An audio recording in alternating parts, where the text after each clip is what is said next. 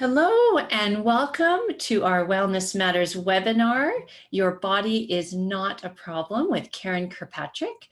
My name is Nicole Imgrand and I'm the owner and director of River's Edge Counseling Center. We are located in St. Albert and our team provides counseling services to people of all ages and families and couples. And these days we are offering our services in office as well as by video and phone. This talk is part of a series, Wellness Matters, that we've been hosting for years, only by Zoom in the past few months, but it's actually been a bit of a silver lining for us to be able to make these more accessible and connect with so many more people. This is the last in a series of 26 webinars we've done in the past few months. They will all be available for viewing on our blog. Most of them already are, and the rest will be posted in the next few days. We are already putting together our lineup for fall, and you'll find that in the events page of our website in the next week as well. So thank you very much for joining us. And with that, I would like to introduce our presenter, Karen. We're very fortunate to have on our River's Edge team. Karen is a registered psychologist and she works with teens, families, adults, and couples. Karen has experience in various settings with a wide variety of clients, and she has a background also in education. Karen is passionate about supporting clients as they heal their relationships with food and their bodies. Her work in this area is grounded in theory and research, and she practices from a health at every size, body trust, and non-diet approach. When working with Karen on whatever challenges you face, you can expect her to be curious about your journey and the experiences and relationships that have shaped who you are today. She creates a collaborative, empathic, non-judgmental, and compassionate space where clients can be brave and unapologetically themselves. Karen understands her role as a therapist as supporting clients to rediscover their voice and harness their strengths and resources. With that, I'm going to turn it over to you, Karen.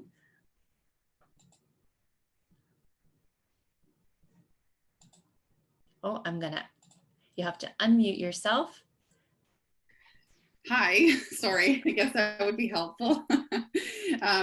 Thanks for coming tonight. Happy to be here and doing this webinar with you. So here is, I have to put this up. Okay, great. So your body is not a problem. So these little figures here are the Venuses.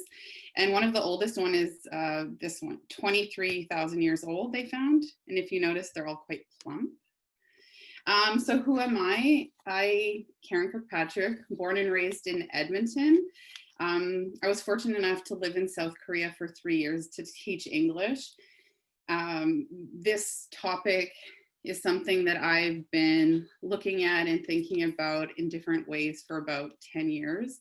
It's one of the reasons I went back to be a therapist, is because looking around my environment and hearing these stories about fat people, it just seemed incongruent to what I knew to be true.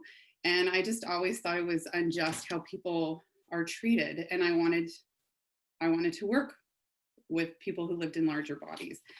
I myself live in a large body, and I've also have weight cycled throughout my life.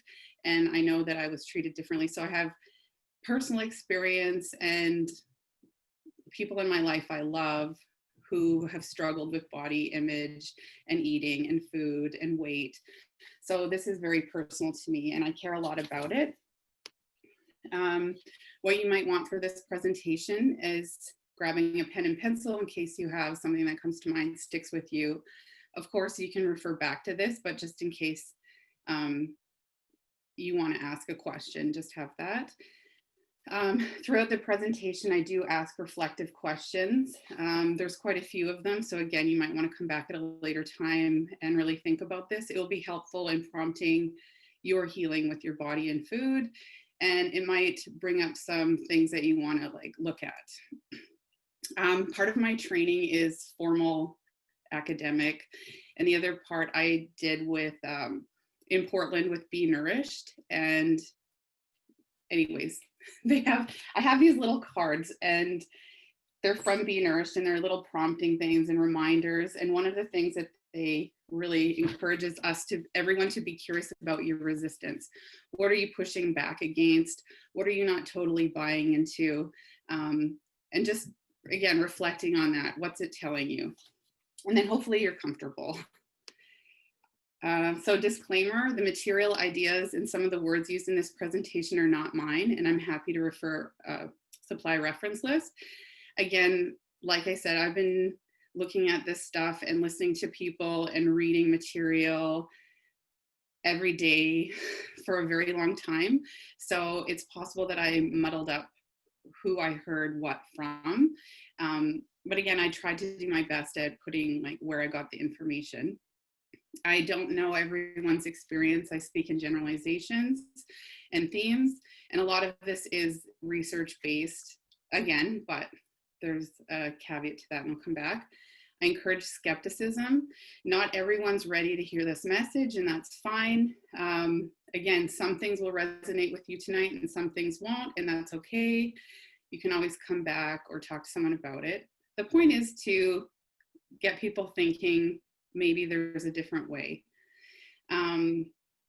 There is a lot in this webinar. I realize that I may have made it a bit too dense, but I do feel very passionate about this, and I just wanted to share as much as I could. So sorry, it's longer than an hour, but again, you pause it, take a break as much as you need. And then finally, this is very important. I believe in body autonomy. It's your body. You do what you want with it. No judgment. So just cut to the chase. Your body is not the problem. The culture is. Okay, so this is a little parable from David Foster Wallace. And what it is this older fish was swimming by the younger fish, and he said, "Morning, boys, how's the water?" Later, the two younger fish look at each other and they're like, "What the hell is water?" So we're going to come back to this. Also, I should have said there may be the occasional swear in this webinar. I do swear, I apologize. And there are some swears throughout, so just heads up about that. Okay, so the first thing that we need to look at to understand this whole thing is diet culture and the bikini industrial complex, and that's what the Nagoski sisters call it. So what is diet culture? I know that we've heard it, and what it is a system of beliefs that's rooted in racism and classism that reveres thinness. So thinness is on the pedestal. That's the ultimate goal.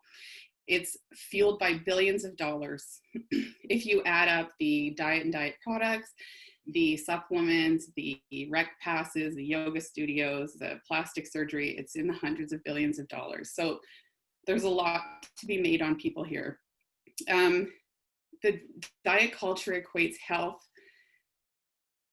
thinness to health and moral virtue. So that means that unless you achieve this ideal, that you're never quite good enough. And when you are pursuing that ideal, then you are good enough and you can get worth from that. And there's lots of messaging around why you should conform to this idea, what's waiting for you if you do. I put this little reference down here for a book called The Religion of Thinness by Michelle Welwicka. And her argument is that the function of religion has now been replaced for the pursuit of thinness, and that you can see it coming up in different ways with, she gave example that the rituals that are included with the pursuit of thinness, so rituals like calorie counting, step counting, the community it provides, who are you talking to, common themes, common goals. She said that it gives us control over our unruly bodies. It gives us ultimate salvation. So again, it gives you a clear path on what to do. If you follow this, then happiness awaits, clear skies, You'll feel accepted, you'll feel loved. Everything that you could possibly want is ahead of you, only if you follow these certain rules. And the big thing about the religion of thinness is that, I'll come back to this again, the moral virtue. So it gives us language to talk about how good of a person you are. So it will say things like good food, bad food, forbidden food, devilish food. I don't know, there's like tons of them. Yeah, I said that, evil, naughty. It even goes into the marketing sometimes. So also diet culture, it's again, very heavily tied to status. So thin people in our culture are revered, they're seen as better. Again, it's highly correlated with class. And more this is becoming very clear because diet culture, and as I'll talk about sooner, wellness culture, you need to have money in order to participate in a deep way. So it's a signal to other people that you are able to do that. It is a privilege. And if you think about, well, sorry, I'm jumping ahead, but, and again, it has people trying to shrink their bodies and conform and be very vigilant about what they're eating, ashamed of making certain food choices, hiding, maybe they went to McDonald's or something and hiding the bag, or wanted snack foods at the grocery store and putting their veggies on top. All sorts of things happen. And the biggest thing about diet culture is because it takes up so much mental energy and time and money that it robs you of pleasure and your purpose and your power because you're dedicating so much of your resources to this pursuit. So I'll start with, here are some questions that I wanted to get the balls rolling in your head. It's, what is your life centered around? How much time do you spend thinking about something related to diet culture? This could be exercise or whatever. How much money have you invested into diet culture? This can be a hard thing to look at for a lot of people because it often goes back to when we were just kids. So I like this meme, diet culture, keeping women from being badass bitches since 1840. And if you do any research and you're interested at all, they trace it back to the Industrial Revolution when there was a divide in classes. Okay, so next thing I wanted to talk about is healthism, and this is very relevant now.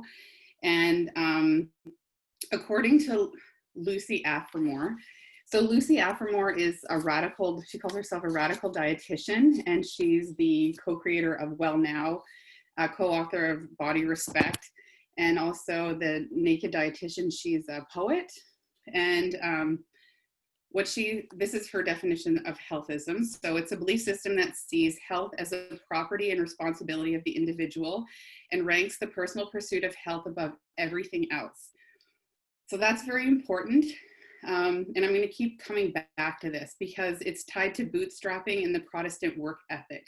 So what that means is there's this idea that everything's within the personal control of the person. So health is a choice. And if you're not healthy, it's because you didn't do it. You didn't try hard enough. And then number 2, healthism ignores the impact of poverty, oppression, war, violence, luck, historical atrocities, abuse, and the environment. I actually heard once there was a study that related noise pollution to heart health and how that was correlated. And then like any kind of pollution, clean water. So these are social determinants of health. So healthism just doesn't even consider those things. They just, what are you doing specifically to make yourself happy? Number 3, it protects the status quo. What's the status quo? Thin is the ideal. Leads to victim blaming. Like I said, if you're fat, it's your fault. If you're unhealthy, it's your fault. And privilege. Like I said, those who are able to pursue fitness and wellness, again, it's a privilege for a lot of people. Increases health inequalities, and fosters internalized depression. We're going to come back to internalized depression later. Then it judges people's worth according to their health. And unfortunately, that's continues to be true, and you can see it in other ways besides weight. Anyways, there's lots of examples. I won't go into that. But okay, so to summarize, healthism involves individuals not thinking about satisfaction, taste, cost, and availability when considering their health. Thin privilege and financial privilege have a significant impact on the belief system that people have regarding what they should and should not eat. And we're going to go into that. So what's really interesting about Lucy, well, there's a lot of very interesting things. I'm going to be weaving my personal experiences throughout this because I said this is very personal to me. I was able to meet and work with Lucy in Portland when I was doing a certification course at Be Nourished. And Lucy has this idea of hierarchy of knowledge, and this aligns with healthism, that for some reason in our culture, we only value academia and academic knowledge, and we don't listen to people's personal experiences and lived experiences, and we don't ask them what it feels like for them. And for her, she was trying to figure out how to blend academia plus personal experience, and she does that with poetry. And I got to tell you, I'm not usually like moved beyond like to tears, and her poetry did that to me. She is very powerful with her words, and the way she was just able to articulate what it feels like to be blamed for being fat and to live in a culture that doesn't like you. Anyway, so if you ever want to give yourself a treat, look up her poetry, The Naked Dietitian. So healthism has led to what's called orthorexia, and orthorexia is this obsession with health, an obsession of doing the right thing and eating the perfect combinations of foods. And it gets to the point where people's lives shrink so much. They can't go to restaurants, they can't eat certain foods, they can't really even be around people. Again, it's not an officially under the eating disorders, but I think they're considering it. Okay, so healthism is heavily tied to wellness culture, and wellness culture is basically diet culture, but they had to kind of modernize it and make it sneaky because they're wanting to capture a younger base. And if they capture a younger base, then they'll have consumers for the rest of their lives, and just think of the money that they'll make. So this wellness is based on being perfect and performing health. So what does it look like on the outside? Are you conforming? Are you doing the right things? Are you eating the right things? Are you not eating processed and impure things? Only stay on the outside of the grocery store. Don't go in the middle. That's like poison. Wellness, you can hear it now. There's always a new fad. So I think right now it's keto and intermittent fasting, also gluten. And no doubt there are people with allergies. But again, they say, oh, it's not a diet. It's healthy eating. It's clean eating. It's a lifestyle change. But essentially, if you can't eat in certain things, and certain things are cut out, and they're telling you how and when and what to eat, it's a diet. These are just a little bit more in right now. So here's some more questions for you. What is health and how would you describe it? What is your life centered around? I think I sort of asked that at the beginning, sorry. I guess it's important. How much time do you spend thinking about something Sorry, these are repeated. I put them in the wrong spot. So disregard, those are repeated. I like this meme. I'll let you read it. It swears. I liked it, it's funny. Okay, so the next important point is weight stigma and discrimination and fat phobia. So this is where I focused my big project in to become a psychologist. So these are super important to understanding diet culture and how diets harm people. So weight stigma and discrimination. Weight stigma is the negative attitudes that you have towards people that live in larger bodies. So you can see this in stereotypes, rejection, prejudice. And common stereotypes are, you know, lazy, unclean, they are dumb, they smell, all sorts of really awful ones, and funny for some reason. So that's like a hot, like the friend. Discrimination is when these negative attitudes actually prompt unfair treatment and unequal treatment. So this is, you can, I think, sorry, the next slide will go into it more. So attitudes and treatment. Here are some common stereotypes that people just make based on how you look. So why does it matter? Because when we're treated differently and we know people think we're less than, it prompts the stress response in our body. And this stress response, HPA axis, it creates cortisol, and cortisol is a stress hormone. Most of the time when we're in a stress response, we're able to shut it off. So your body can go back to homeostasis and, you know, maintain regulation. But if you're chronically in stress because of stigma and discrimination, your body doesn't have a chance to shut this off. And there's lots of research on the impacts of having too much cortisol in your body, not even related to weight. There's lots to do with racism as well. And the reason that this is important is because weight gets blamed on poor health outcomes, but it is very likely that it's weight stigma and discrimination that is creating these conditions commonly associated with being fat, like diabetes, like cancer, like high blood pressure, like cholesterol. Even for myself, last time I was at the doctor's office and I refused to be weighed, she said some shitty comment or whatever, and then she took my blood pressure. Guess what? It was high. What a shock.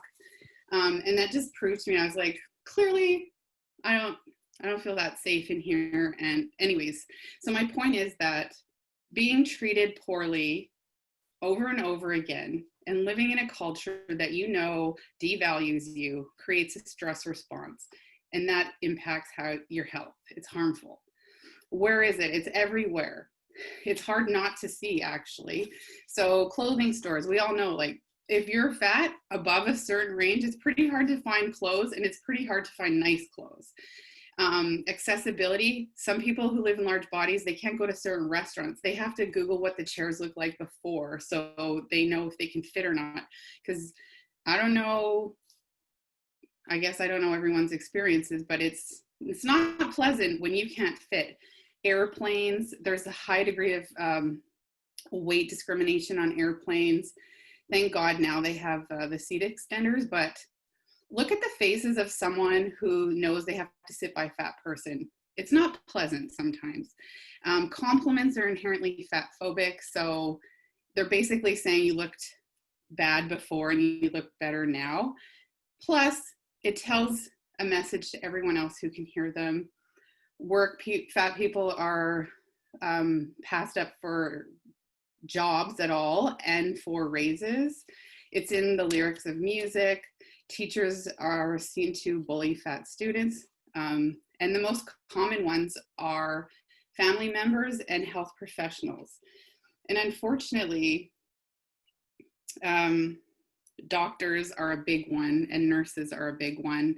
And I'll get into it more, but real legitimate health issues are disregarded, and people leave the office with what they came in for, with a prescription of like, just lose weight and forget about whatever that was. It will go away if you just lose weight. Deb Burgard, she's one of the co-founders of Health at Every Size, says that we're prescribing for fat people what we diagnose as eating disorder in thin people. And that just talks to the weight stigma, is that how can you give like disordered eating to one person and then say that's how you get better? But we know it leads down this horrible rabbit hole of mental illness, and we'll get into that. Next. Okay, so I like this graph. It uses the word obesity, which I'm not a fan of because it's a stigmatizing word, and I'll explain that more later. But again, it shows how weight stigma impacts your health in different ways and the public health consequences of that. So it's not nothing. It's actually quite a big problem. So fat phobia, just go through this quick. So this is based on Virgie Tovar, and she's an author and a fat activist, and she, I believe, taught a human sexuality course at Berkeley. So fat phobia is a reality in which you're either experiencing social stigma of being fat or living in perpetual fear of becoming fat, or someone who experiences social stigma of being, while also gaining a sense of safety that you aren't that person. So again, thin people that don't want to be fat, or feeling like, okay, I'm okay right now, no one's noticing me. And she divides it into 3 levels: interpersonal, interpersonal, and institutional. So intrapersonal, she said, this is where everyone can kind of relate. The most common ground, it's how they see themselves. So again, if we're in this culture and we're always told that you're not really good enough, maybe you are thin, but you're not pretty enough, you're not fit enough, whatever, you're not enough, basically, is that it's your fault. And if you had done certain things, then maybe you would have been enough. And it's continuous. We blame ourselves for things that are going wrong. So here's an example. When someone can't focus on a meaningful moment in their lives, like sex or a wedding or an important birthday, because of their fat phobic thoughts are so loud that all they can think about is how in this moment it'd be better if they were weight compliant or smaller. And that's just one example. And unfortunately, I hear about this a lot with my work with people. There's so many things that they're just totally disengaged from. They can't focus.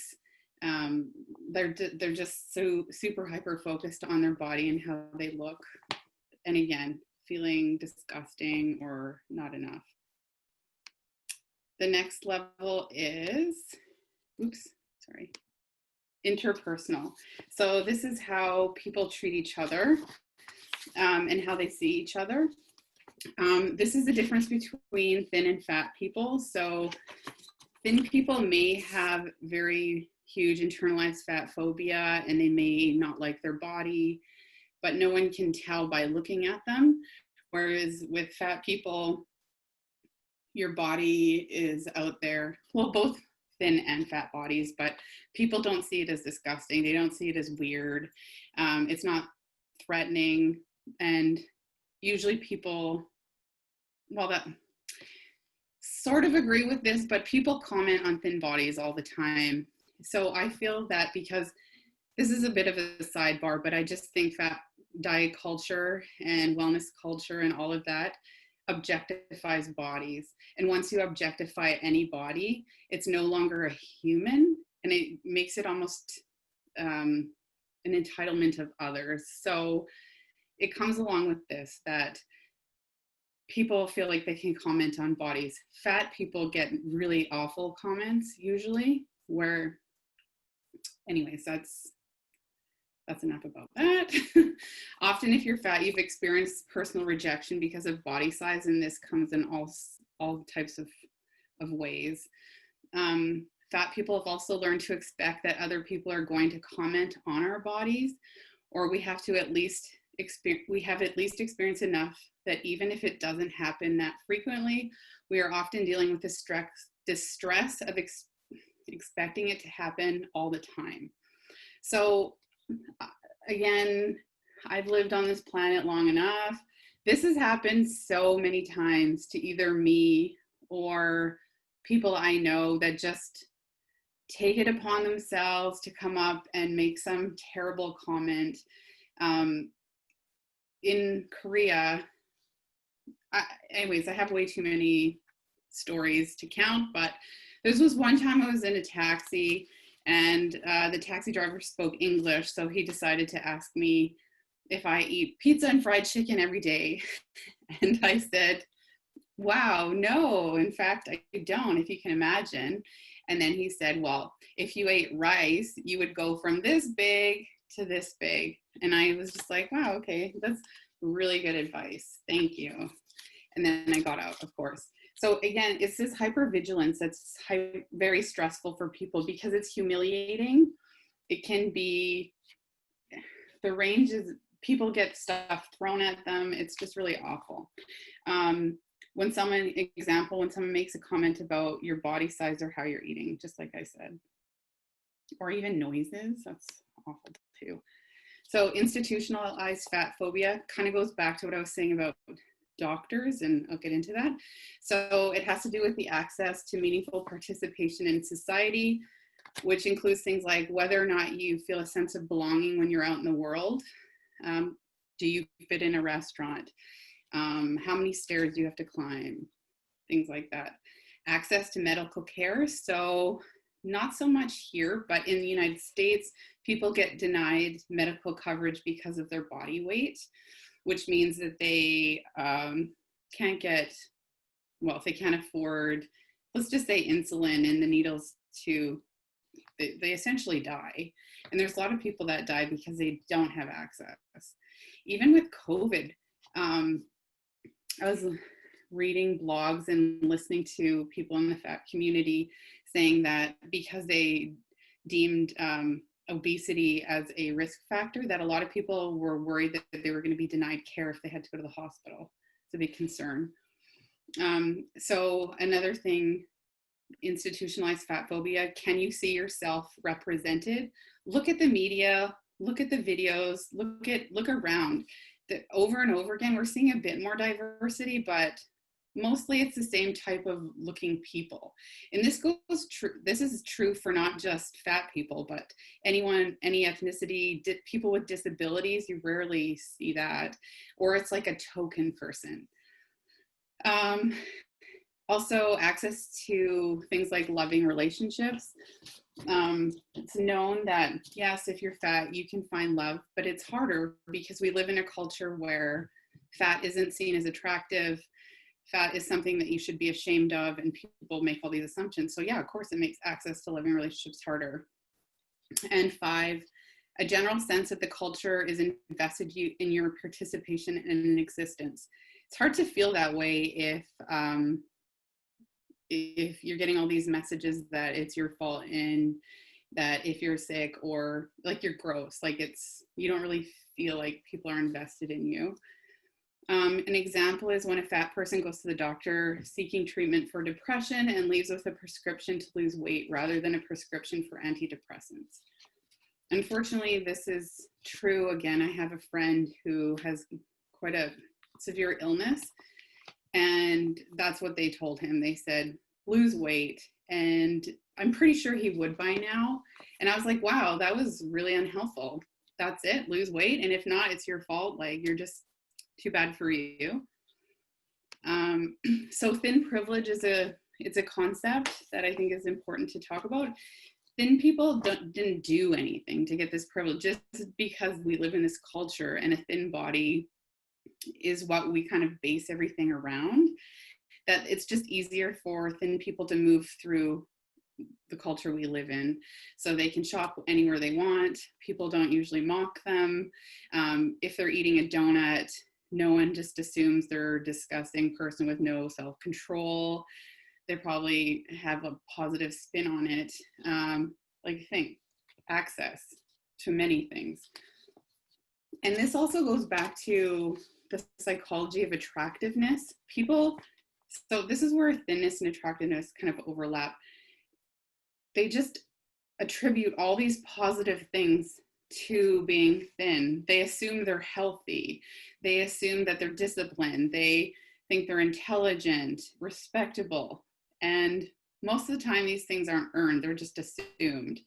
And again, it's a privilege, but people don't earn it. They just happen because we live in this culture. So more questions to think about. How am I or others treated unequally based on the basis of size? How does living in a thin is best culture affect me emotionally, physically, or otherwise? What are my options for responding to these forms of oppression when they come up around me or affect my own thinking? When we reframe the problem from us to the problem, diet culture being the problem, the solution starts to look very differently. Again, it goes back to the Protestant work ethic and bootstrapping and separating yourself from, oh, maybe it isn't me. Maybe there's a whole other thing going on here. And if you remember the first parable with the fish, and he didn't even realize that he was swimming in the water or what water was, that's sort of like diet culture and fat phobia. Like, it's so ingrained in everything that it's sometimes it's pretty hard to see, and it's sometimes we take things for granted, especially if we live in a body that is not stigmatized, it's not discriminated against, then sometimes it's easy to not see things because you don't experience it. Okay, so diets. What are diets? Restrictive eating, essentially. So Isabel Fox and Duke said it's some sort of way you eat that you're emotionally attached to. And everyone has a relationship with food. Depends what kind of relationship that is, but we all eat. So, and then Virgie Tovar sees dieting as an expression of distress. So that commonly goes back to, like, why are people dieting in the first place? What are they searching for? So like I said before, with wellness culture, dieting is food rules. So when, where, what, how much, the times, what to avoid, etc. What do we know about them? They mostly start with a bad body thought. And we also know this is correlated with eating disorders, but sometimes, a lot of the times, eating disorders start when young girls when they enter puberty, because at the time your body starts creating fat on your hips and your stomach and your boobs, obviously, to prepare for a baby. And this is when people start, well, they've noticed that people start making more comments about bodies, especially young girls' bodies. And it's highly correlated with when eating disorders start. Also, this is going to be important later, when girls start dieting around puberty. Again, your body wants you to create babies, and they want to prepare you for that. So instead of creating the regular amount of fat cells, the body will create more fat cells and bigger fat cells in the same places that it would have if the young girl didn't start dieting around puberty, which will be important because if they continue dieting throughout their life, it leads to weight cycling and being unhappy with their body, etc. Okay, so there's nothing really good about them. It leads to all these really negative things. So body dissatisfaction, low self-esteem, preoccupation with food and body. I would even go to the point of saying obsession, and that's where you see orthorexia. That's where you see food rituals. That's where you see people that can't go out unless they scrutinize the menu, or they bring containers of food to family dinners. They want to start a cooking class. They want to start a blog about whatever they're eating. Usually when someone's on a diet, it's heavily focused on food or something along the lines, like they're all in almost. And also it contributes to weight stigmatization and an increase in weight gain and psychopathology, depression, anxiety, suicide, and self-harm. The really sad research that I read on bariatric surgery was the increases in suicide and self-harm, because people go through these major surgeries with the hope that they'll finally be free, and they come out the other side and they realize, oh, I don't feel different. I don't like my body. I'm not happy. And again, there's so many medical complications with that. And then the depression and the low self-esteem, because you're never really meeting your goal. You're never good enough. You're a failure. It's your fault. And anxiety around food. Like, it's just, I can't think of anything positive about them. So diets and restrictive eating, it's not your fault. I want to say that over and over again. It's not your fault that they don't work. There's a lot of things working against you here. And the allure of diets is that when you first go on them, yeah, you lose weight, and you might even lose a lot of weight. For myself, I've been on 2 major diets in my life, and I did lose a significant amount of weight. Guess what? Here I am, didn't stay off. So why didn't it work? Why isn't it not my fault that I didn't keep this weight off? So genetics, first thing. They did twin studies, and in 50 to 80% of twins that they studied, they looked at twins that were separated at birth, and when they went back later in life, they saw how much fat they had on their bodies, and living in different houses, different families, they had the same amount of fat. And then there's this idea, if every single person ate the same amount of food throughout the world, we would still all have different body shapes and sizes. It depends on a lot of things. I think it depends on your metabolism, and it depends on the bacteria in your guts. And just like I said before, all those social determinants of health. So a really good video to kind of illustrate this idea is Poodle Science, and you can find it on YouTube. It's good for kids too. I think it makes it really accessible. Second reason why it's not your fault that diets don't work is your physiology and evolution. So our bodies were designed to keep us alive no matter what, and they do that with homeostasis. And that's just like the optimum level that they function at. So if you think of, and this is the same area of your brain, the hypothalamus, that regulates the stress hormone cortisol. And the hypothalamus is also monitoring hormonal changes. And when you diet, there's 2 hormones. Oh, sorry, I think I'm jumping ahead. Oh yeah, hypothalamus. Okay, yes, it monitors hormones. And it's the weight control center of your brain. So just like the temperature of your body, your hypothalamus and your body has a perfect range of where it thinks you should be, your weight, called the set point. It's happiest there, optimum functioning. If you didn't mess around with dieting, that's where you would be. That's where your body keeps trying to go back to, and it will work really, really hard to maintain this weight range. So, like I said, the hypothalamus watches for hormones and hormonal changes, and 2 hormones that are very powerful are ghrelin and leptin. And leptin's stored in your fat, ghrelin's in your stomach.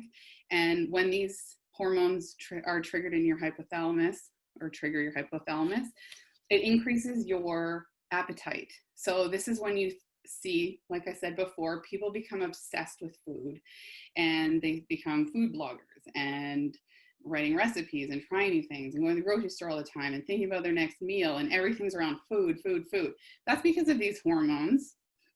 And the whole goal here is to stop you from dying. So your body wants you to be obsessed about food, so you find it. With anorexia, you see it gets to the point where the body realizes, like, okay, my hunger and fullness, or my hunger is not going to be satiated, so I'll just shut them off. But that's usually at a very sick point where you're pretty malnourished.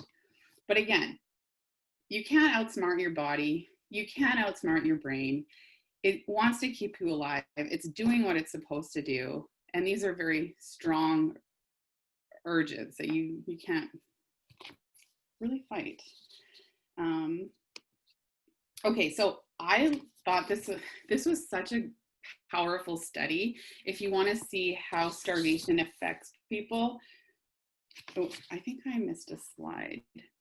Yes, but okay, so how starvation affects people is Ansel Keys was he a physiologist or a doctor? I don't know. But these are all conscientious objectors who were healthy before they joined the study. And he just wanted to study how starvation impacts people. So they were given a 1,600 calorie a day diet. And it was incredible, the behavior changes and the personality changes and how long they lasted. So if you're curious, that's a really good study. And I think you can find it on Google. Okay, and this is the third reason, another reason why it's not your fault that you don't lose weight on a diet, and that's adaptation. So when you start losing weight because you are restricting your calories, that you will lose fat, but you'll also lose lean muscle. And lean muscle is where we burn energy. It's like our thermostat. Anyways, I forget what's called. Anyways, it's where you burn your energy. So they did a study with the Biggest Loser, and they compared the lean muscle mass from the beginning of that terrible show to the end. And guess what, everyone, most people in the Biggest Loser, if not all, gained the weight back. Plus, they never regained the lean muscle mass they had at the beginning of the competition. And again, the problem, it's a problem because then your metabolism drops and you have to eat less calories. So I think the Biggest Losers, to maintain whatever weight, they had to eat 500 less calories a day just because their metabolism was so low. So what drives your hunger? Again, this is based on Isabel Fox and Duke. She breaks it down into 3 different drives. I do also mean this question metaphorically. So I do have some reflective questions for you to think about, but she breaks it down into 3 types: perceived nourishment, physical hunger, pure or emotional hunger, and binge eating. So perceived nourishment or physical hunger, so if you wake up every morning at 6 and you eat breakfast at 8, then you get into the routine of eating at that time.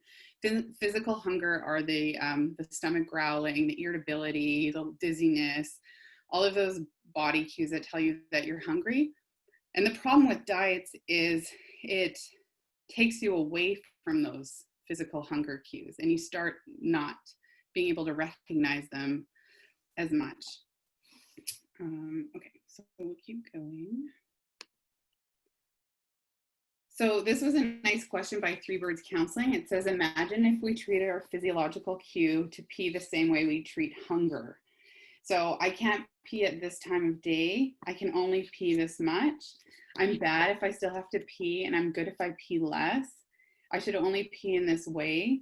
I should ignore the cue to pee. This is a good pee. This is a bad pee. I can only pee if I'm thin. So also, I should say that a lot of people associate the sign of hunger to, yes, I did it, I'm good, I was able to stay hungry all day. And that kind of fuels the thoughts of like, I'm doing this. And then when they eat and the hunger cue goes away, again, that brings a lot of thoughts about like, oh, I'm out of control, I let myself down, I'm gross, all these things. Okay, so emotional eating. This one gets a bad reputation because it's often confused with binge eating. So emotional eating is natural, and it starts with when we're babies and we breastfeed with our moms, or, you know, not everyone breastfeeds obviously, but usually when the baby is eating, most times it's being held by their mom, it's soothing, it's comforting, it's a bonding time. And emotional eating, food should be related to emotions. You think about all the holidays we celebrate, all the important times in our life, there is a food component. It brings people together. It brings memories. It's kind of like, I think, if you go back far enough, this is what people started gathering around. So it's very important. When it becomes a problem is when we only have that one thing in our toolbox. We have no other ways of soothing our emotions. So because we only have that one tool, we keep using it. Where if we start learning different ways to deal with our emotions and our emotional distress, then we don't always have to go to eating.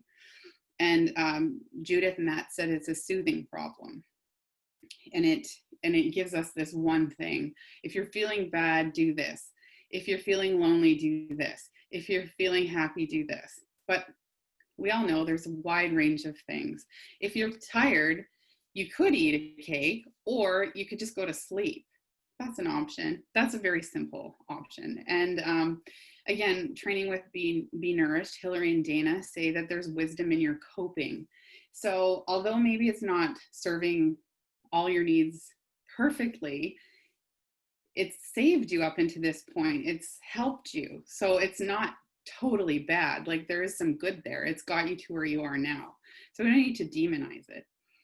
And then Lindo, she used to be Linda, but she changed her name to they changed their name to Lindo, has found that some people, that she found that restrained eaters, so people that have been on diets, will go to food to cope with difficult emotions and stress, whereas those unrestrained eaters or people that have never been on a diet won't typically go to food when they feel stress, which again leads into the diet cycle and the weight cycling that I'll get into later. And the last one is binge eating. So binge eating and binge eating disorder, that's like in the DSM. And this can be diagnosed as an eating disorder, and it's the most common eating disorder. And it's heavily tied to restriction. So what makes this different than emotional eating is that normal eaters don't do this.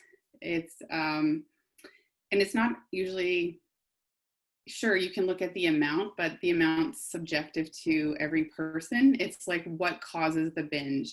Is there a feeling that I'm disgusting, I'm out of control, I'm unlovable? And usually behind a binge, there's a feeling of shame and guilt. Also, a lot of people will sneak binges. So again, that's shame invoking. And yeah, but sometimes before the binge, it can be exciting, like preparing for it or whatever. So again, what's going on before the binge happens? What are the thoughts that are going to, maybe, like a bad day at work, and who knows, it could be anything. And it's not always, okay, sorry, I'll get into that. So usually it's tied to perceived or real deprivation, which can be physical or emotional. So the emotional deprivation is like, I shouldn't have this, I'm bad. If I had more control, I would say no. Or I only ate a small amount in front of people, so when I go home, I'm gonna eat, like who knows what. That deprivation creates this idea, this feeling in your brain of scarcity, and that this might be your last supper. Like everyone has this, well, I don't know if everyone, but a lot of people before they start a diet, they have a last supper where they just eat their face off, and then they start the next day and they're good the next day. So again, if you only ate a small amount because you're in front of a bunch of people and you don't want them to judge you, then you go home and you have a binge. That creates emotional deprivation because you don't think you're ever going to be able to do that again. And again, also feelings of like, I'm not good enough, I'm disgusting, no one loves me. And then you judge and feel bad about ourselves or our body. Like I just said that. So here's the activity or the question. Write yourself permission slips, what you will start allowing yourself to do. So that's targeting the deprivation. So if you can start allowing yourself to eat whatever it is you want, stocking your fridge, again, if you have it there, it becomes less enticing. So if you give yourself permission to eat whatever you want, whenever you want, then it's not this dirty little secret. It's not something you have to hide. It's there. It gets rid of the scarcity mindset. That's part of the treatment with binge eating. Again, it's not instantly, like you get there. So weight cycling, I've kind of mentioned this a few times. This is why diets don't work, and that's why people spend so much money going on to the next diet after the next diet after the next diet, because they think it's their fault. And every time you yo-yo diet or try the next one, your set point goes up. So that means some of the largest people have been the people that have tried every single diet in the world, and their set point keeps going up. So those are the people that I would say, yeah, I won't say that, but these people keep trying, nothing works. And the research says 95 to 98% of diets will not maintain any significant weight loss after 5 years. And if you think about that, it's incredible, because everyone that starts a diet has this fantasy of what's it going to be like when you finally reach the goal weight or the goal body change or whatever. And if you think about that, like, follow the thought, you reach the goal, and then what? That's what your life has to be like for the rest of your life. Like, you can't deter from that plan. So essentially, you're going to have to restrict and be very hyper vigilant about what you eat forever. And that's why weight cycling happens, because that's really hard to do. It's hard to eat salad and chicken with no dressing. That's an extreme example, for a really long time. Like, people, anyways, so that's what weight cycling does, and that's what keeps us getting trapped in this diet culture. Also, weight cycling has been shown to increase inflammation in our body, and inflammation also leads to health problems often associated with fatness. So again, cancer, diabetes, heart disease. And over again, they'll be like, causation is not correlation. So same with inflammation. Because weight cycling creates this, is it the weight cycling or the weight?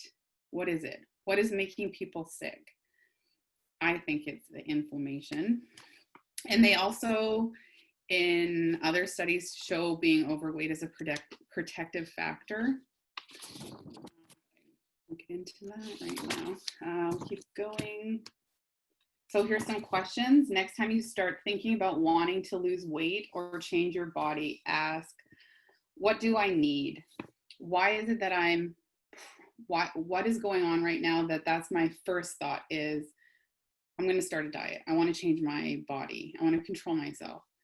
What do I actually want? What do I want to experience? What am I afraid of? Is there a better way to get what I want? So these are good questions to really, is it about changing your body? Is there more to it? Dig deeper. What's actually going on there? Maybe you want more respect. Maybe you want to be loved. Maybe you feel disregarded. And again, this will require you to really get past that first urge. And I want you to know, again, this is from Be Nourished. Everyone has bad body days or bad body moments, but they don't last. They can be fleeting. And if you can ride the wave and not start the next diet, that's a triumph. That's a victory. So this is the diet cycle. Again, very predictive, how it goes in repeat over and over again.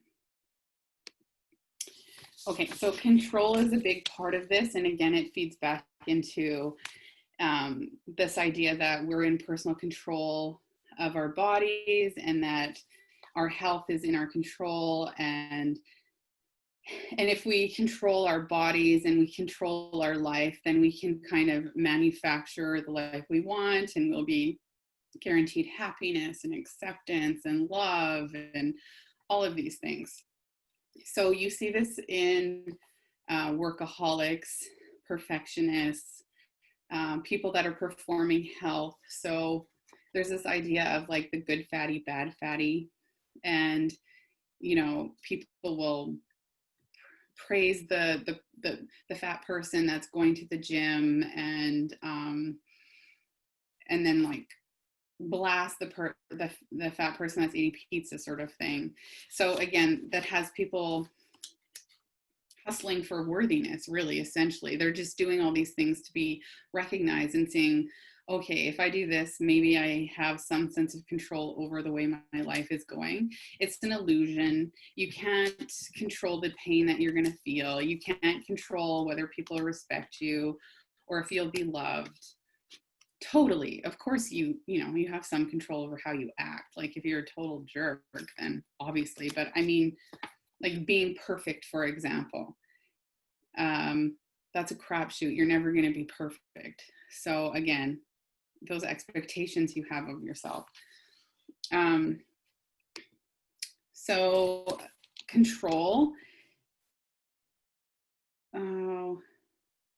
Okay, sorry, I just want to go back one real quick second here. The thing about control I also wanted to say is that it has us looking outside of ourselves for the perfect answer, how we can outsmart our body. It takes us away from ourselves. It looks for an expert or an authority figure. And this is another thing that comes back to wellness culture and healthism, is looking for the right answer, the what's going to get us there, what's going to guarantee us like immortality essentially. But again, when you don't check in with yourself and you don't know what feels good for yourself and you don't know how certain foods make you feel, or what hunger feels like, what satiety feels like, again, you're looking outside. So that's pretty important for whole diet culture and healing as well. Okay, so giving up control is hard, and it's surrender. And this is one of the steps in giving up diet culture and moving to a road of recovery from diet culture. And it's radical acceptance. And I put down here Tara Brach. She's sort of the guru in radical acceptance and radical compassion. And radical acceptance is noticing, like, I have this really strong urge to try to control things right now. And maybe it's not even possible to control what's going on right now, but I have this desire. And again, this fantasy, letting go of this fantasy of if, then what? So if I get to, I'm just making a number, if I get to this weight, then all my dreams will come true. Everything that I've always wanted will happen for me, and I'll live to be 120. So the question is, what do you think waits for you? What do you imagine life will be when you reach your goal weight? What's important? What are you missing now? And this is heavily tied to the spiritual part. So when you look at a person, there's a spiritual side, and the spiritual side is acknowledging that it's there, observing the desire. And this really is important. I think a lot of therapists really practice mindfulness. And this is what mindfulness is: acknowledging it, observing it, and being able to let it go and not try to control it. So Grant, he did a whole bunch of wellness series during COVID, and he did meditations with people. And it's a great resource if you want to practice, start noticing and acknowledging what's going on, observing. That would be a nice place to start. And also Kristen Neff, so self-compassion. This is very hard. All of this work is very hard, and we're so programmed to beat ourselves up and see ourselves as a failure, that learning to talk to ourselves in a kind voice and learning to see that this impacts pretty much everyone that you know, and it's harmful to everyone, and that you've gone through enough already, that being this voice of kindness and compassion for yourself is it's needed in this work. Okay, so diet culture during COVID-19. So this really ramped up. For me, it got really loud, especially at the beginning when everyone was talking about quarantine. So FATPHOBIA really ramped up, a lot of negative attitudes about fatness. I think that food and diet culture gave people a nice distraction from the fear that, hey, this might kill me, and someone I know might die, and I might lose my job, and etc. My kids aren't in school, and all these things. So all these things that we just assumed, we took for granted, are kind of rattled. What we could control was our food. And there was also, everyone noticed it, this sense of panic and scarcity mindset. So people started hoarding food. There were some aisles that were totally empty, the toilet paper. And again, people went into this, oh my God, it's going to be gone. I better get it while I can. What's going to happen? We might starve to death. So you see, I think it was like rice and beans gone. So this pandemic was very triggering for a lot of people in a lot of different ways. So the scarcity mindset, that can go either way, right? Like if you're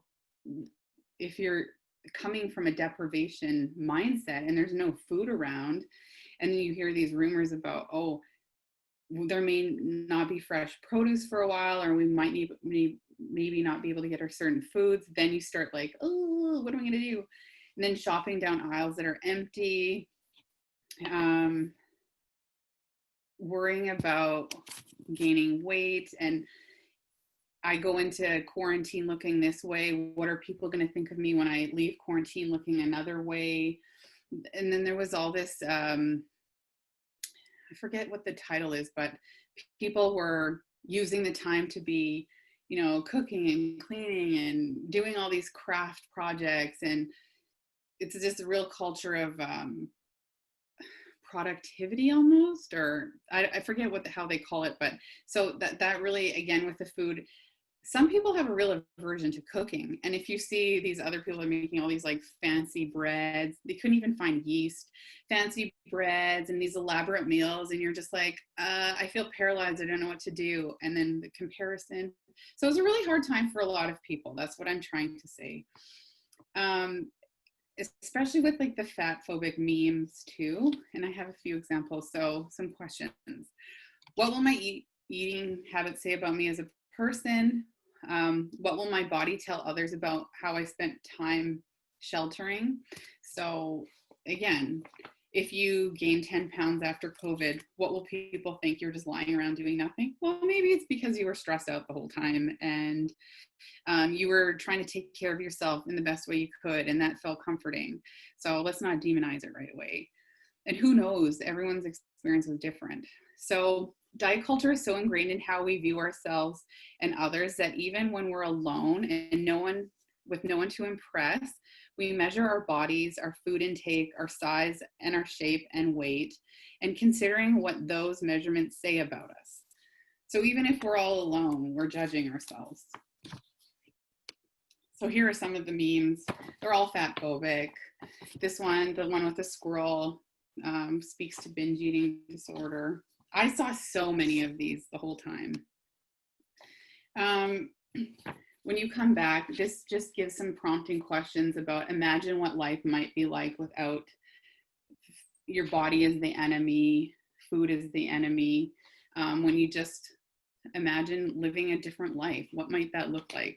What might freedom look like? You'd have to let a lot of assumptions go. Weight gain is bad. Menopause, a common time for women to gain weight and also develop an eating disorder.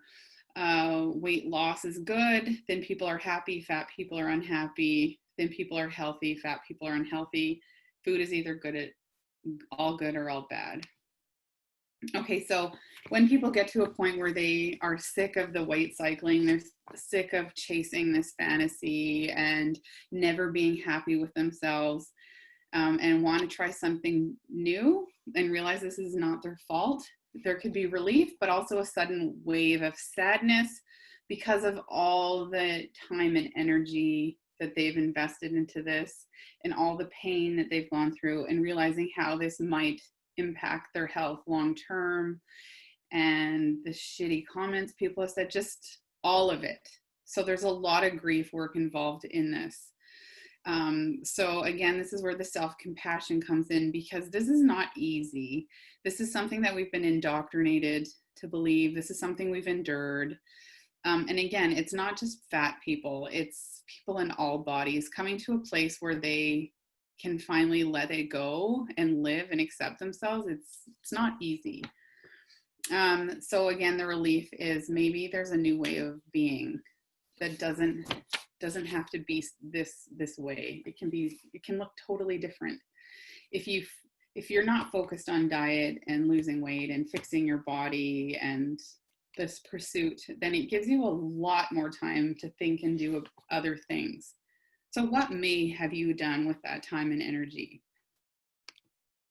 Okay, so the alternative approach, health at every size, HAES. Again, this is a new way of looking at, it's not new anymore.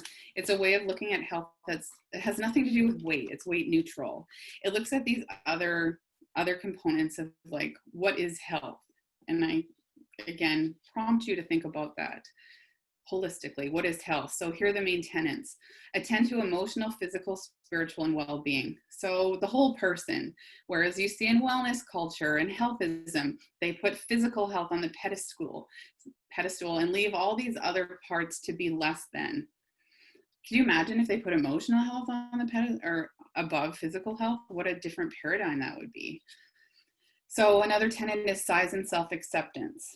And that really correlates to like all bodies are good bodies. There can't be a range. The pleasure of eating well. Again, figuring out, coming back to yourself, what makes you feel good? What tastes good for you? What don't you like? It's a real process too, especially if you shut that part off. The joy of movement, and then the end of weight bias. So essentially, if you're a health provider of some sort, part of your job, I think, I come also from a feminist point of view, is trying to change the culture so it's better for other people. If we're finding the weight bias is growing and discrimination is growing in our culture, then we have to do something to, if you really actually care about people's health, then this is part of it, the advocacy, the saying like, this isn't okay. So that's a big part of health at every size. And it promotes the pursuit of healthful behaviors for the inherent health benefits of those behaviors rather than the explicit purpose of weight loss or manipulation of your body. So essentially, no matter what the size, there's certain things that people can incorporate into their life that will just make their life more healthy without their body being manipulated. So what health behaviors do you do that have nothing to do with manipulating your body, weight, size, shape? Here's a list.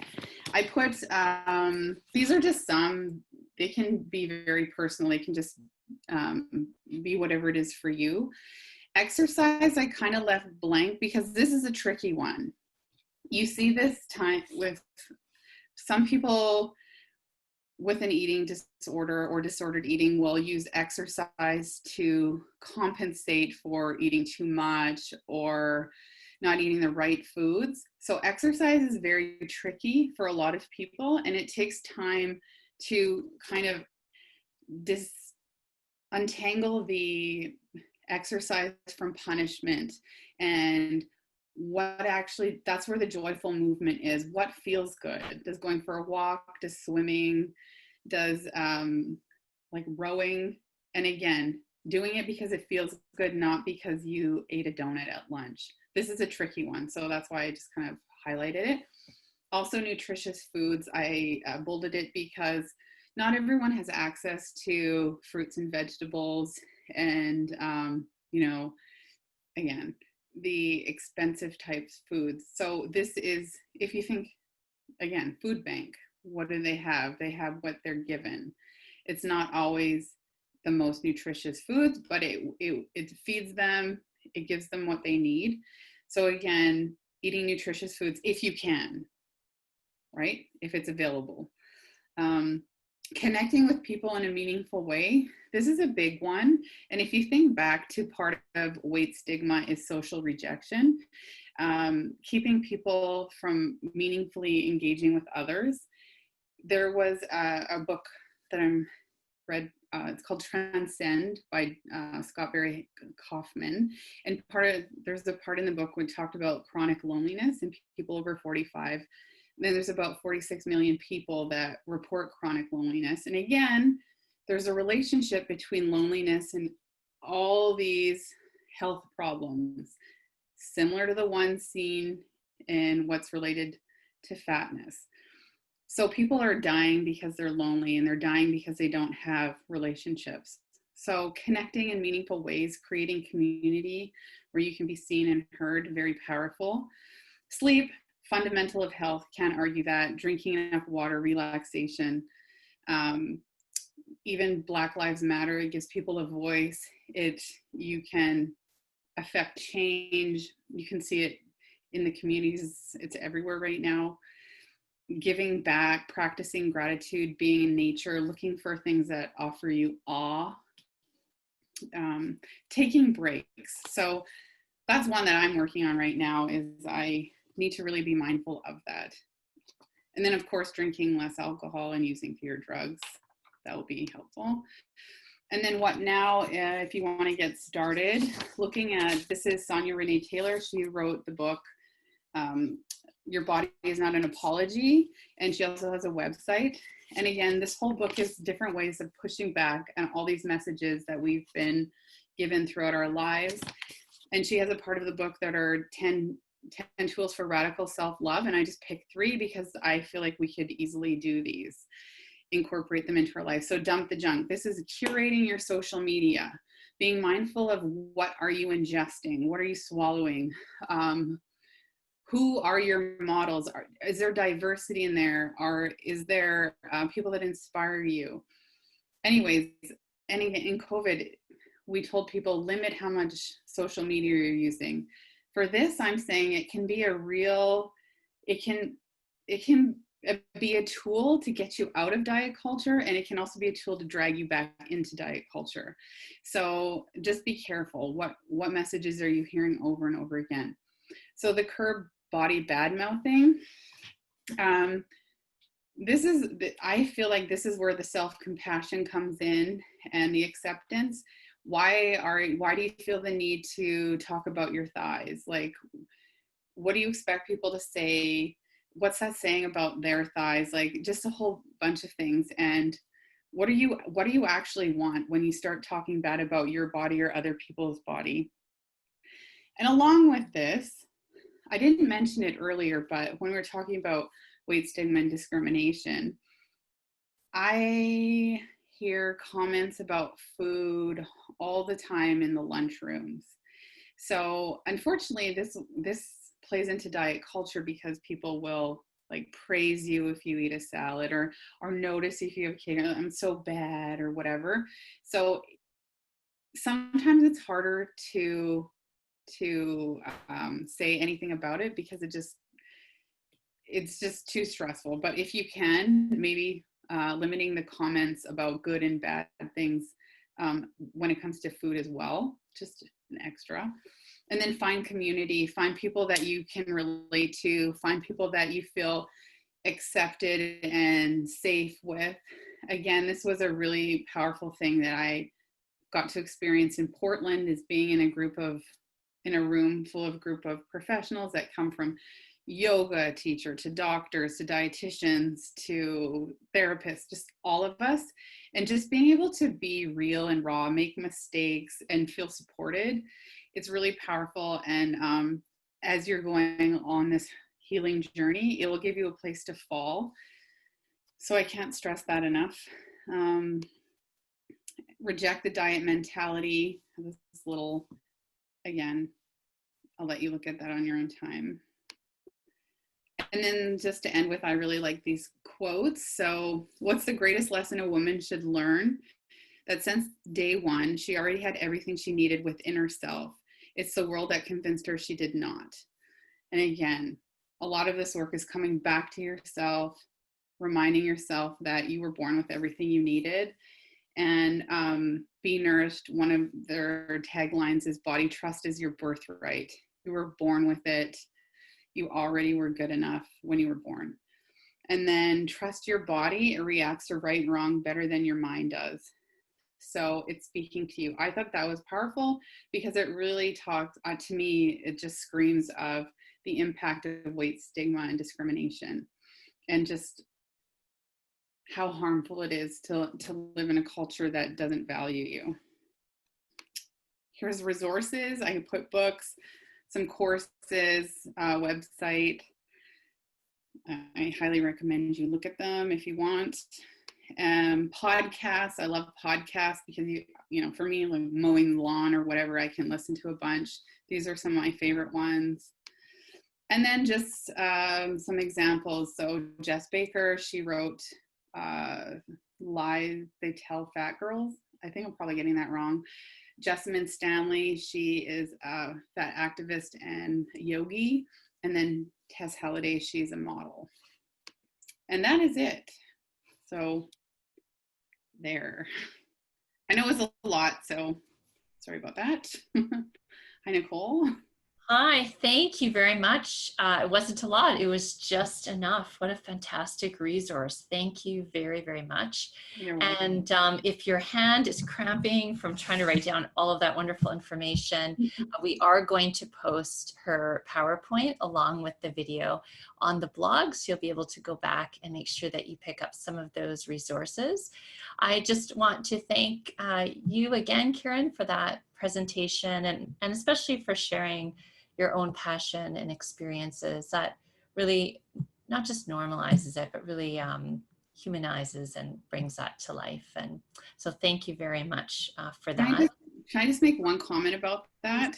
Yeah. Is I just think that everyone, I use the word everyone purposefully, is impacted by this. So that when people sit in the room with a therapist at some level, they can relate, they know, maybe not exactly, but it's out there, it's diet culture. Oh, absolutely. So I hope my experiences normalizes it, because I got a lot of them. Yeah. Well, it's hard to hear your experiences, and it also, as it touches for all of us. As I'm hearing too, I'm recognizing moments and thought patterns that, I wasn't quite aware of. Yeah. Yeah, and I imagine some people, when they watch this, it's difficult to connect with some of that for sure. And so watching it in pieces, getting some support. I know I've already have planned to meet up with some girlfriends and talk about the video after we watch it, and just sort of process a little bit and share experiences. So, well, I still get together with some colleagues too, dietitians and other therapists, because this is such dense material that we often get together and talk about it, and new ideas, let it roll around, and how we are experiencing it also. Yeah. Yeah, and if people don't necessarily have someone that they can identify with to talk to, the resources are helpful too, right? Stories and books, and I'm definitely going to look up the poetry. So good. Yeah. Yeah, it was so powerful. I've never experienced that. So I hope you can find her. Absolutely. I'm looking forward to that. Actually, maybe I'll find it and even add the link to it as well when we post the webinar. She performs she's from England, but she goes to the Edinburgh Fringe. Oh. So it's on my bucket list to be able to see her again there. You'll get there. We'll all be traveling again someday. Yeah. And you're gonna get to Edinburgh and tell us all about it. That's wonderful. Good. Well, thanks again, and thank you to everybody who joined us. Please keep your eyes open for our future webinars, and we would be delighted to have you anytime. Take care. Bye-bye. Bye.